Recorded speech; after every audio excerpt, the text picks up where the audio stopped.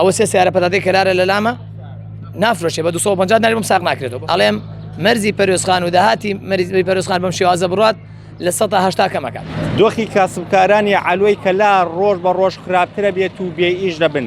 نزیکەی 2 مانگە بێت بەهۆی داخرانی بازگەی باوە مەحموود لە سەر ڕێگای کەلار بۆ خانەخین ڕێگە نادرێت هیچ بەرهەمێکی کاسبکارانی عەلوەی کەلار ببرێتە ناوچەکانی خواروی عێراق.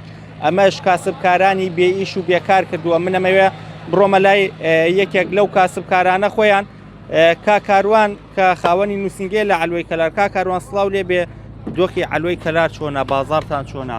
بەخێر بن سەر و سەر چاوە. وەڵای ئێمە عەلوەکەی بە بەرچاوی خۆتەوەی بینی بە هیچ شێوەیەک ڕێگەی هاتوچۆ نادەن غەرازی خۆمان بچێ بۆ خوار نەوەکو مستەورەت، بەڵکو پەتاتەی کەلارمان هەیە بە چاوی خۆتان ئەبینینەوە پەتاتەی کەلارە، هەر عەلاقەیشی ناوی دوکانەکە و عەلوەی کەلاری پێوەیە، بە هیچ شێوەیە ناڵن سەدرێ با مەحموود ناڵێ بپەرێتەوە بڕاتە ئەو بەرەوە. ئەمەی ئاماژە بە شتێک بدەم، ئەمە کولەکەی خانبنی سعدە، ئەمە کولەکەی خانبنی سعدە، ئەمە لە خواروی عێراقەوە تێ بۆ خۆمان لە سێدرەکانی خۆمانە یەک مۆسەفێک دەرەچێت سێرەکە ئەمە بەرەو بوومێکی خۆماڵیە و شیاوی خواردنە هیچ کەسێک دەست نایێتە ڕێی بە ئاساییە تێت عەلوەی خۆمانە و کڕین و فرۆشتنی پێوەکەین لە هیچ سێدرێکی خۆمانە کەشیان بۆ دروست ناکرێت. تا کولەکە لە خواروی عێراقەوە دێت هێرە، بەڵام پەتاتەی کەلار ناڕات ناوچەکانی خواروی عێراق. بەڵێ ئەوە پەتاتەی کەلارە هین دەورە و باریکەیە لە سێدرەی با مەحموود بە هیچ شێوەیەک نایڵێ بپەرێتەوە.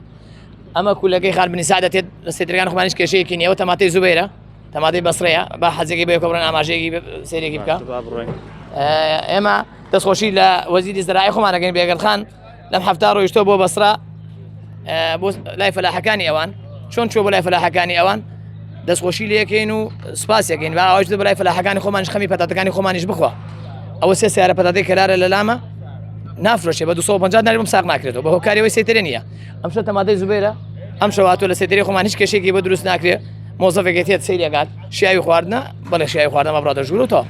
ئێستا بارتان بۆ دێ لە مەرزی پەروێزخانەوە وەکو بەراورد بە ماوەی ڕابردوو کە بازگەکە بووە بەراورد لە 75 کەمی کیلۆ 25 میلیۆنەوە. من نمونە خۆم ڕۆژانە 5-6 بارم بوو 4 بارم بوو، ئێستاکە یەک بارمێ بۆ 2 ڕۆژ، یەک بار بە 2 ڕۆژ ئێنم مشەکلێک ئێنم بە 2 ڕۆژ تاویەکەم. باش بەرهەمەکانتان چۆن ساغەکەنەوە لە ئێستا کێ بەرهەمەکانتان نەکرێتەوە کە ڕێگە نادرێ بچێت ناوچەکانی خواروی عێراق؟ وڵای بەس لە داخلی خۆمانە زۆر بێ سەرفەکرێت وەکو کفری و کەلار و باوەنور و هەر ئەم منتیقانی خۆمانی زۆر بەیلادیەکانە ساغەکرێت و بۆ خواروی عێراق بە هیچ شێوەیەک ناڕوە. باش ئێستا ئێوە ئەمە وای کردوویەوە بێئیش بن وەکو کاسبکارانی عەلوەکە؟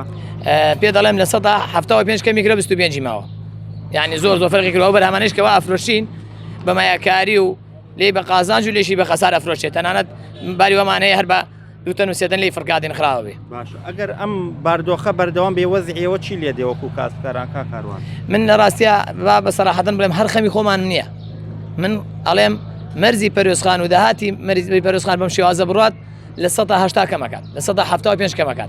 ئەوان هەدەفیان ئەوەتانە خاڵە سنوورەکانی هەرێمی کوردستان زەعیفکەن. باشە دەستەکان خۆشە کاکاروان، بەڵێ وەکەوەی بینن ئەمە عەلوەی کەلارە، ئەوانەی کە دێن لێرە شتومەک دەکڕن تەنها ئەو کەسانن کە بەخاڵی ناو کۆڵانەکانن. پێشتر کە هاتە عەلوەی کەلار پڕ بوو لە عەرەب ئاهاتن بەرهەمیان بۆ ناوچەکانی خواروی عێراقە کردیان بردەوە، بەڵام نزیکەی 2 مانگە بێ بازگەی باوە مەحموود لە نێوان کەلار بۆ خانەقین داخراوە. ڕێگا بە هیچ بەرهەمێکی عەلوەی کەلار نادرێت کە بڕاتە ناوچەکانی خواروی عێراق. ئەمەش کاسبکارانی عەلوەی کەلار تەواو بێئیش و بێکار کردووە.